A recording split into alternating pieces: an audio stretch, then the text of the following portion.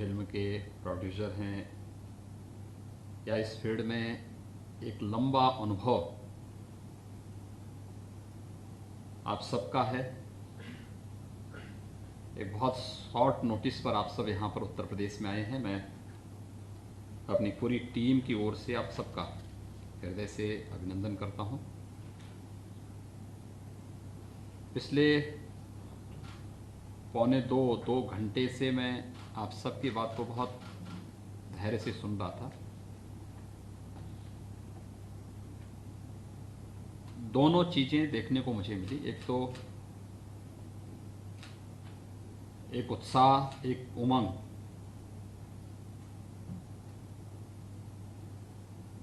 आप सबके अंदर भी देखने को मिली है और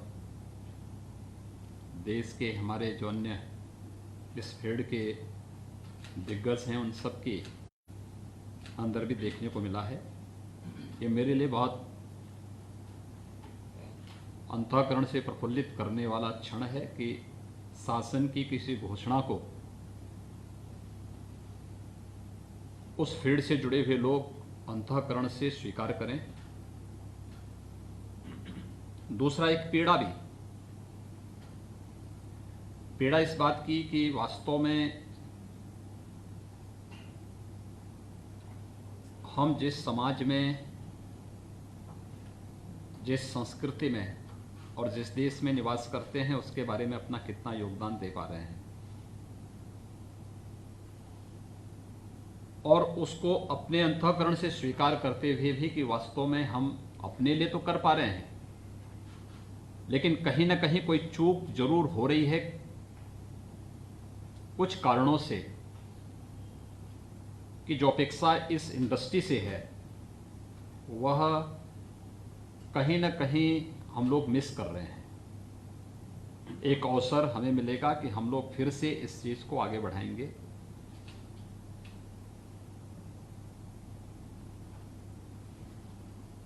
उत्तर प्रदेश, हम सब जानते हैं कि आबादी के हिसाब से देश का सबसे बड़ा प्रदेश है। 24 करोड़ की एक बड़ी आबादी हमारे पास है। 7 राज्य उत्तर प्रदेश से सटे हुए हैं। बिहार है, झारखंड है, छत्तीसगढ़ है, मध्य प्रदेश है, राजस्थान है, हरियाणा है, फिर दिल्ली है और एक देश नेपाल भी उत्तर प्रदेश के साथ एक बड़ी सीमा उत्तर प्रदेश से उसकी जुड़ती है। उत्तराखंड भी तो, हाँ, उत्तराखंड भी है, ऐसे में उत्तराखंड भी है, बंगाल भी है। नहीं, बिहार के बाद फिर बंगाल आ जाता है, लेकिन ये है, ये 7 राज्यों के साथ साथ एक देश के साथ हमारी सीमा जुड़ती है। और आप अद्भुत जो बात उत्तर प्रदेश के बारे में, उत्तर प्रदेश भारतीय संस्कृति और भारतीय परंपरा का एक केंद्र बिंदु है। प्राचीन पौराणिक कालखंड से लेकर के अर्वाचीन काल तक देश की आजादी की लड़ाई में भी इसका जो योगदान है, आखिर दुनिया की सबसे प्राचीन नगरी काशी उत्तर प्रदेश में है। मर्यादा पुरुषोत्तम भगवान श्री राम की जन्मभूमि उत्तर प्रदेश में है। भगवान श्री कृष्ण की पावन जन्मस्थली उत्तर प्रदेश में है। गंगा यमुना के संगम की स्थली प्रयागराज उत्तर प्रदेश में है। देश के अंदर अगर हम पुराणों की धरती के रूप में इसकी वो करें तो वह नैमिष तीर्थ भी श्रीमद् भागवत महापुराण का सबसे पहला वाचन जिस धरती पर हुआ था वह उत्तर प्रदेश में है। सुख तीर्थ उत्तर प्रदेश में है। यानी अपनी वैदिक और पौराणिक परंपरा को समेटे हुए चित्रकूट को आप ले लीजिए, आपका अन्य जितने भी श्रृंगेरपुर को ले लीजिए, कौन सा ऐसी जगह है जो यहां पर नहीं है। हम वैदिक काल से, रामायण काल से, महाभारत काल का हस्तिनापुर भी उत्तर प्रदेश में ही है। और जिस क्षेत्र में हम लोग इस फिल्म सिटी के लिए प्रस्तावित किया है, जहां पे भी यमुना अथॉरिटी की ओर से जो प्रेजेंटेशन प्रस्तुत भी किया गया है, देखिए ये भारत की उस जिस नाम से भारत का नाम भारत पड़ा, भरत, शकुंतला पुत्र भरत के नाम पर, ये उसी हस्तिनापुर के आसपास का क्षेत्र है जहां पर ये फिल्म स्टूडियो हम लोग फिल्म सिटी हम लोग प्रस्तावित कर रहे हैं। भारत की पहचान का प्रतीक बनेगा। गंगा और यमुना के बीच का भूभाग है। यमुना एक्सप्रेसवे, यमुना जी के पैरेलल जो हमारा एक्सप्रेसवे आ रहा है दिल्ली को आगरा से जोड़ने के लिए, उसके बीच में पूरा क्षेत्र पड़ता है। और इस पूरे क्षेत्र ने आपने देखा होगा कितना बड़ा योगदान दिया है देश की, यानी मध्य के उस कालखंड में जब इस देश पे हमले हो रहे थे तब भी यह क्षेत्र जूझता रहा, लड़ता रहा, कार्य करता रहा, और देश की आज़ादी में भी इस क्षेत्र की भूमिका उसको कोई नकार नहीं सकता है। प्रथम स्वातंत्र समर से लेकर के उसके बाद के कालखंड में अगर आप देखेंगे बहुत बड़ा योगदान रहा है इस भूभाग का, इस धरती का। तो स्वाभाविक रूप से वैदिक काल से लेकर के और आज के कालखंड तक भारतीय परंपरा, भारतीय संस्कृति और भारतीय सभ्यता की सबसे महत्वपूर्ण धरती उत्तर प्रदेश रही है। और भारतीय सिनेमा का बहुत बड़ा योगदान इस दिशा में है, देश को जोड़ने, केवल भारत के अंदर ही नहीं, भारतीय सिनेमा ने तो भारत के बाहर तक भारत की संस्कृति और सभ्यता को पहुंचाने का कार्य किया। हर एक के उत्थान और पतन का अपने एक समय होता है, और ये धर्म चक्र है, ये उत्थान और पतन उसके साथ जुड़ा होता है। हम उससे अलग अपने आप को हटके नहीं देख सकते। इसलिए ये जितनी भी प्रक्रियाएं हैं, अगर बुरा हुआ है तो उसने अच्छा भी किया है, और अच्छे बुरे के बीच में रास्ता हमें ढूंढना है, उससे हमें रास्ता निकालना है। हमें अच्छेपन के लिए भारतीय दृष्टिकोण हो, भारत की सभ्यता और संस्कृति को हम पूरे देश के अंदर गौरव के साथ पहुंचा सकें, पूरी मर्यादा के साथ पहुंचा सकें, इस भाव को लेकर के इस कार्यक्रम को आगे बढ़ाने की आवश्यकता है। और मैं आपको इस बात के लिए विश्वास के साथ कह सकता हूं कि कनेक्टिविटी के मामले में अगर आप देखेंगे तो बेहतर कनेक्टिविटी, हमारा जेवर एयरपोर्ट एशिया का सबसे बड़ा एयरपोर्ट बनने जा रहा है। अभी अगले महीने से हम लोग उस पर कार्य प्रारंभ करने जा रहे हैं, और 2023 से हमारा प्रयास है कि हम उसको फंक्शनल करेंगे। सबसे बड़ा एशिया का एयरपोर्ट बनेगा, ग्रीनफील्ड एयरपोर्ट, इंटरनेशनल एयरपोर्ट के रूप में हम उसे डेवलप कर रहे हैं। हमारी सारी कार्रवाई पूरी हो चुकी, 5000 एकड़ में वो बन रहा है, बहुत बड़ा एयरपोर्ट बन रहा है। दूसरा, उसकी कनेक्टिविटी जो हम दे रहे हैं, इस कनेक्टिविटी के साथ साथ हमने इंफ्रास्ट्रक्चर के लिए और भी कुछ किया है। हम ये जो पूरा क्षेत्र है, यहाँ पे मेट्रो की भी 4 लेन की कनेक्टिविटी तो अभी भी है, मेट्रो की और भी जो आधुनिक सुविधाएं होंगी इन सब के साथ हम उसको जोड़ने जा रहे हैं। हमने अपनी अथॉरिटी की पूरी बैठक, नोएडा, ग्रेटर नोएडा, यमुना अथॉरिटी, इन सब की बैठकें भी हमने की हैं। ये केवल फिल्म सिटी तक ही सीमित नहीं रहेगा, हम वहाँ पे एक वर्ल्ड क्लास इलेक्ट्रॉनिक सिटी भी देने जा रहे हैं, और वर्ल्ड क्लास की एक फाइनेंशियल सिटी भी हम वहाँ पे प्रपोज करने जा रहे हैं, जो हर प्रकार की आर्थिक और वित्तीय गतिविधियों का संचालन वहाँ से कर सके। इस दिशा से भी ये सारी एक्टिविटीज हमारी वहाँ पे प्रारंभ होने जा रही हैं, और इसको लेकर के बहुत तीव्र गति से हम लोग अपने कार्यक्रम को आगे बढ़ा रहे हैं।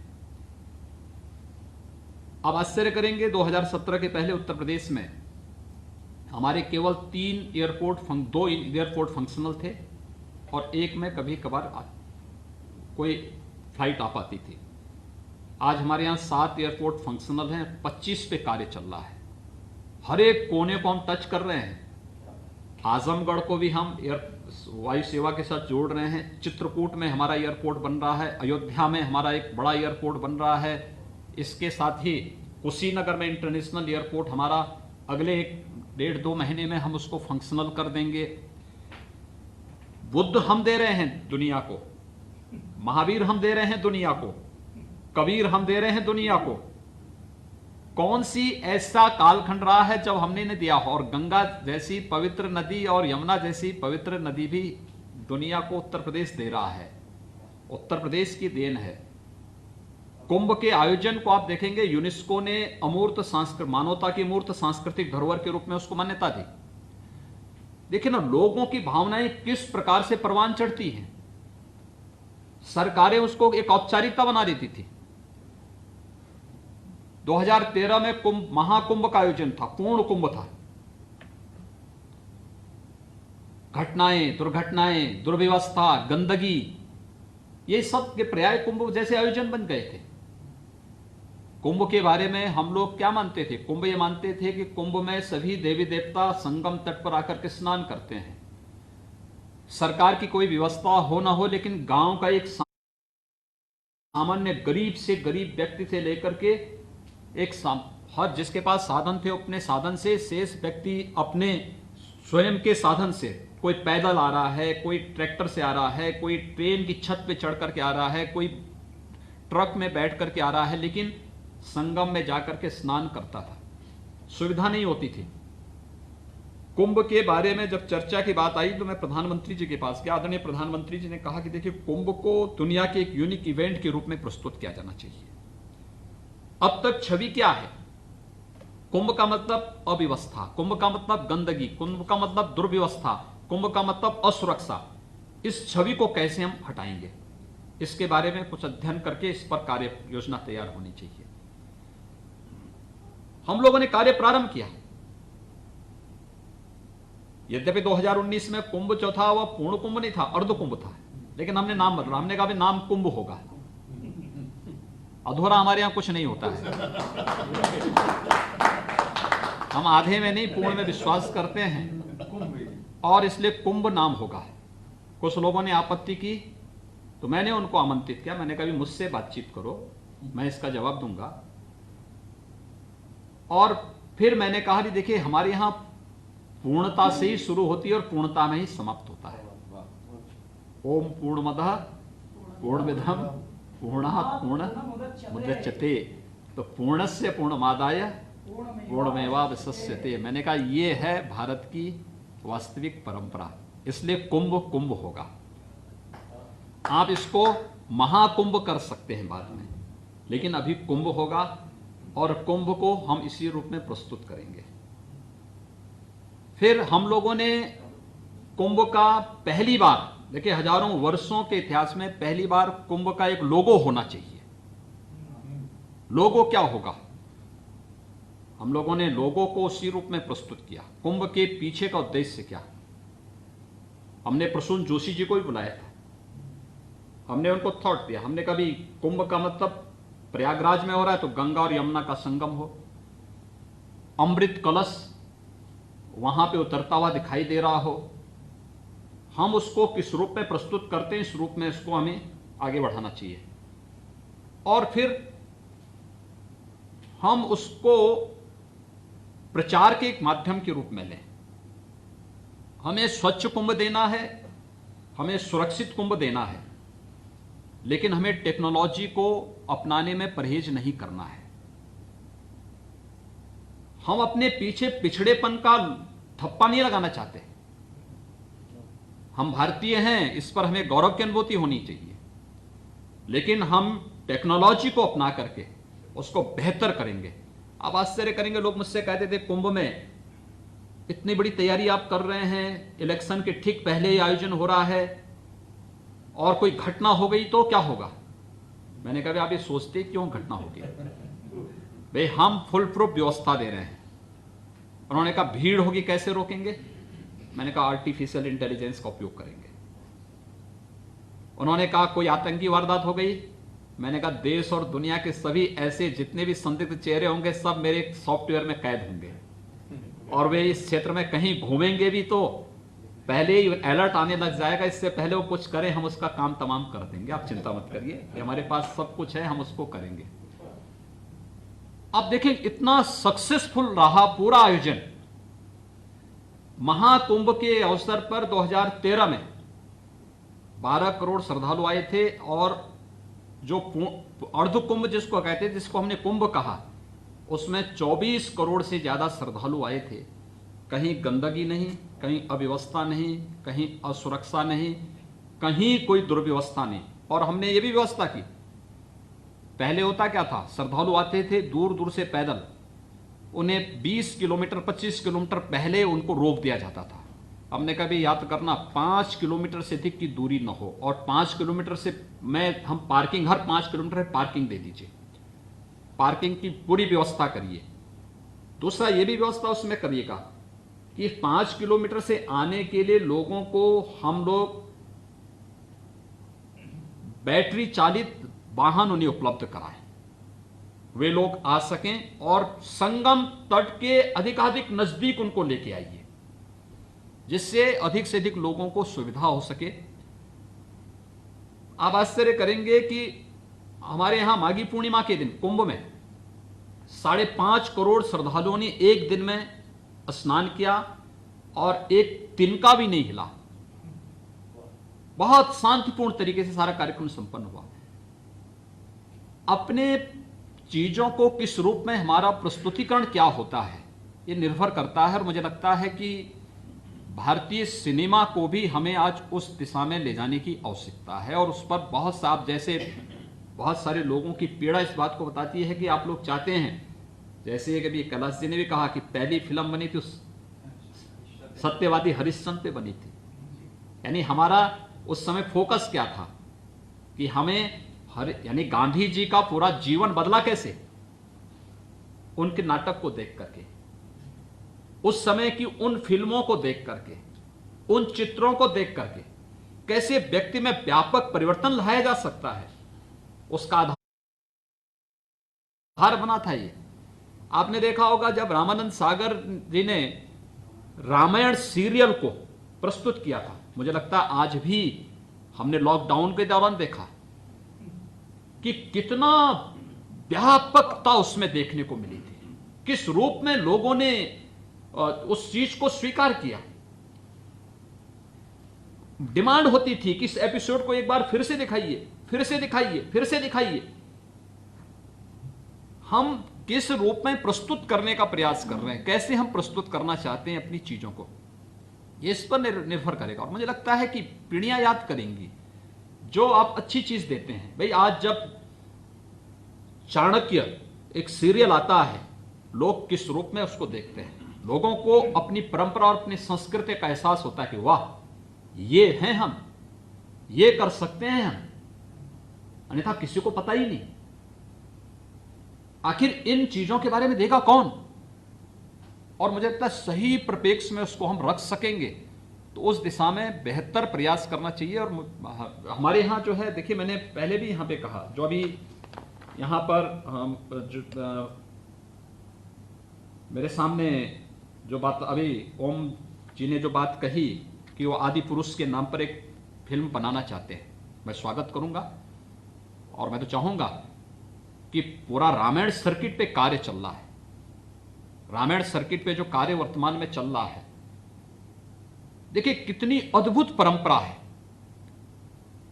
और इसमें तो हमें गौरव की अनुभूति करनी चाहिए कि देखिए अभी अयोध्या विवाद का पटाक्षेप हुआ है, कितने शांतिपूर्ण तरीके से एक लोकतांत्रिक देश में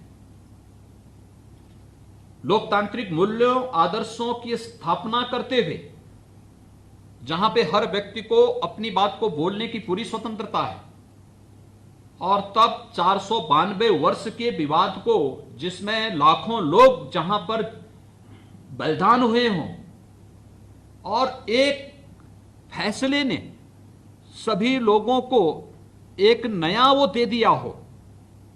आपने देखा होगा ये भारत है। यानी हम लोग किस रूप में राम के उस महत्व को प्रस्तुत कर सकते हैं कि जिस दिन राम जन्मभूमि का फैसला आना था, लोगों को लगता था कुछ होगा। मैंने कहा यार देखो कुछ नहीं होने वाला है, कुछ नहीं होगा, बहुत शांतिपूर्ण तरीके से सारी चीजें होंगी। और मैं आपको बताऊं, आजादी के बाद का हमारा सबसे शांतिपूर्ण दिन था वो। जब 9 नवंबर 2019 को राम जन्मभूमि का फैसला आया था, सबसे शांतिपूर्ण दिन था। यानी एक तिनका भी नहीं हिला कहीं प्रदेश में। होता है अक्सर कोई तू मैं होता है, लोगों में मारपीट होती है, कहीं छिनेटी होती है, कहीं पे कोई अन्य चीजें हो जाती हैं। 9 नवंबर 2019 की तिथि ऐसी थी जिस दिन एक तिनका भी कहीं नहीं हिला। सब ने स्वीकार किया, हर पक्ष ने इसको बहुत अच्छे ढंग से स्वीकार किया। और मैं चाहूंगा कि ये चीजें इसी रूप में आगे बढ़ा करके बहुत अच्छे कार्य हो सकते हैं। दूसरा, ये फिल्म सिटी का जो प्रस्तावित स्थल है, मुझे लगता है जब हम एक संस्कृति और एक रंगकर्मी की बात करते हैं तो मुझे लगता है कि सबसे पहले उनके आराध्य के रूप में कृष्ण सामने आते हैं। ये मथुरा के नजदीक पड़ता है, एकदम सटा हुआ है पूरा क्षेत्र, एक साथ वो आपस में जुड़ा हुआ है। तो ये पूरा क्षेत्र भारत की पौराणिक, भारत की आध्यात्मिक, भारत की वैदिक और उन सभी परंपराओं को हमारे साथ जोड़ने का कार्य करता है। हम लोगों ने प्रदेश में अपनी फिल्म की पॉलिसी भी बनाई है, 2018 में हम लोग बना चुके हैं। और मुझे लगता है कि इस पॉलिसी को लेकर के भी और भी कोई संशोधन और कोई भी अन्य किसी प्रकार के वो होंगे, हम लोग इसमें स्वागत करेंगे। हम तो आते हैं क्योंकि देखिए, हमारे लिए केवल एक सिनेमा नहीं है, भारतीय सभ्यता संस्कृति का प्रचार प्रसार, जो जिन कार्यों, यानी एक अच्छा फिल्म बनती है, एक अच्छा सीरियल बनता है, कैसे घर घर तक रामायण पहुंच गई, कैसे घर घर तक महाभारत पहुंच गई, कैसे घर घर तक चाणक्य पहुंच गए।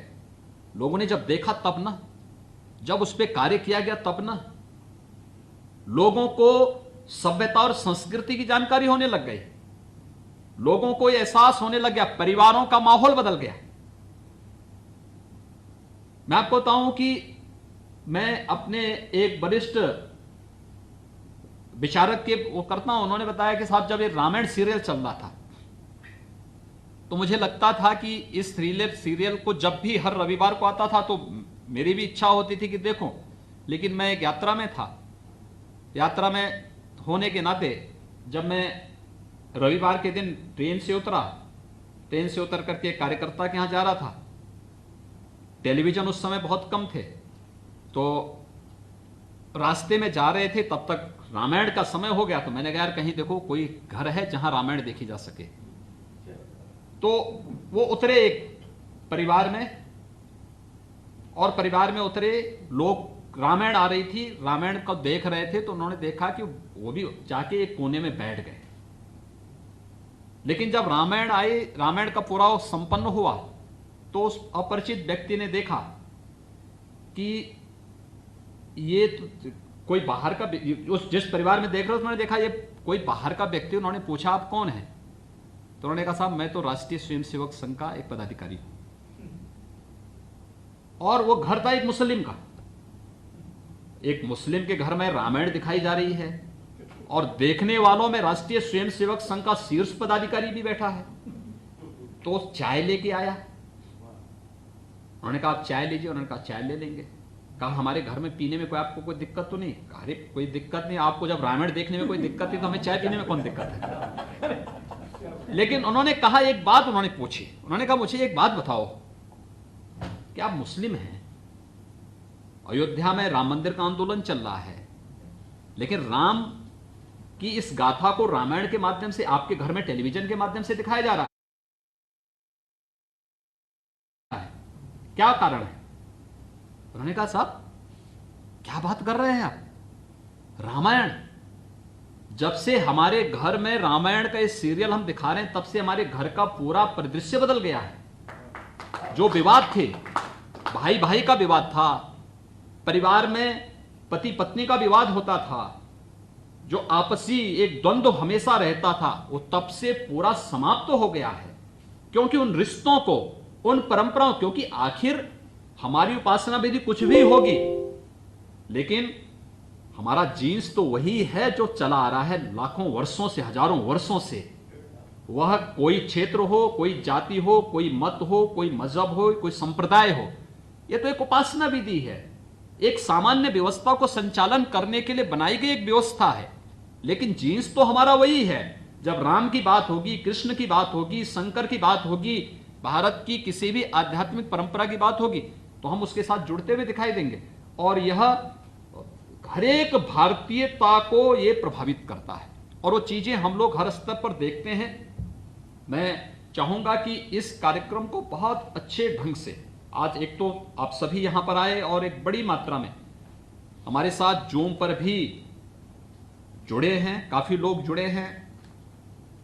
यहां पर जो हमारे साथ में जुड़े हैं, शैलेश सिंह जी, श्री विजेंद्र प्रसाद जी, श्री अशोक पंडित जी, श्री कैलाश खैर जी, श्री मनोज जोशी जी, श्री नितिन देसाई जी, श्री विनोद बच्चन जी, श्री अनूप जलोटा जी, श्री उदित नारायण जी, श्री पद्म कुमार जी, श्री संदीप सिंह जी। इसके अलावा हमारे साथ में जिन लोगों ने जूम के साथ भी यहां पर जुड़े हैं, खासतौर पर परेश रावल जी जुड़े, सतीश कौशिक जी जुड़े हैं, श्रीमती सौंदर्या रजनीकांत जी जुड़ी हैं, विवेक अग्निहोत्री जी, अनुपम खेर जी, नीरज पांडे जी, डेविड धवन जी, सुभाष घई जी, सिरक पटेल जी, भूषण कुमार जी, चंद्र प्रकाश द्विवेदी जी, राज सांडियन जी, विशाल चतुर्वेदी जी, प्रियदर्शन जी, महावीर प्रसाद जी, महावीर जैन जी, न्यू जर्सी से श्रीमती अनामिका श्रीवास्तव जी, मुराद अली जी, ओम रावत जी, मनोज जी, दीपक दलवी जी, ये सभी लोग जुड़े हैं और रवि किशन जी भी इसके साथ जुड़े हैं। मैं एक तो आप सभी को अपना समय निकालने के लिए हृदय से मैं धन्यवाद देता हूं। उत्तर प्रदेश सरकार की तरफ से आभार भी व्यक्त करता हूं, क्योंकि आप सब हमारी धरोहर है, संस्कृति और भारतीय परंपरा को एक मंच देकर के आने वाली पीढ़ी तक पहुंचा रहे हैं। सामान्य व्यक्ति ग्रंथ नहीं देख सकता है, सामान्य व्यक्ति इतिहास के पन्नों को पलट नहीं सकता है। वो ठीक है, उसको कोई एग्जाम पास करनी हो तब तो देखता है, नहीं देखता। लेकिन एक सिनेमा के माध्यम से आप उसको हमेशा के लिए उसके मानस पे इस बात को रख देते हैं, उसको हमेशा के लिए उसके साथ जोड़ देते हैं। तो ये एक बहुत बड़ा कार्य इस पर आपने ये किया है, इसके माध्यम से आप कर रहे हैं। और आज यहाँ पे आपने जो उत्साह दिखाया है, इसमें एक तो मुझे लगता है उत्तर प्रदेश में बहुत पोटेंशियल है। देखिए, हिंदी तो यहाँ की एक सामान्य बोलचाल की भाषा है, लेकिन 4 बोलियां यहाँ पे है। पूरब में आप जाएंगे भोजपुरी, मध्य में आप आएंगे अवधी, पश्चिम में आप जाएंगे ब्रज है, इधर आप जाएंगे बुंदेलखंडी है। तो ये 4 तो हमारी बोलियां यहीं पे हैं, उत्तर प्रदेश में ही हैं, और बहुत पोटेंशियल है इसमें, बहुत वो है। राजस्थानी हमसे जुड़ी हुई है, हरियाणवी हमसे जुड़ी हुई है। इसी प्रकार से आप देखेंगे तो हर एक स्तर पर कहीं ना कहीं छत्तीसगढ़ी है, उधर जो है झारखंडी है, सभी एक दूसरे के साथ जोड़ करके हम लोग बहुत मजबूती के साथ इस कार्यक्रम को आगे बढ़ा सकते हैं। और एक भारतीय सिनेमा को एक नया मंच मिलना चाहिए, इस समय की आवश्यकता है।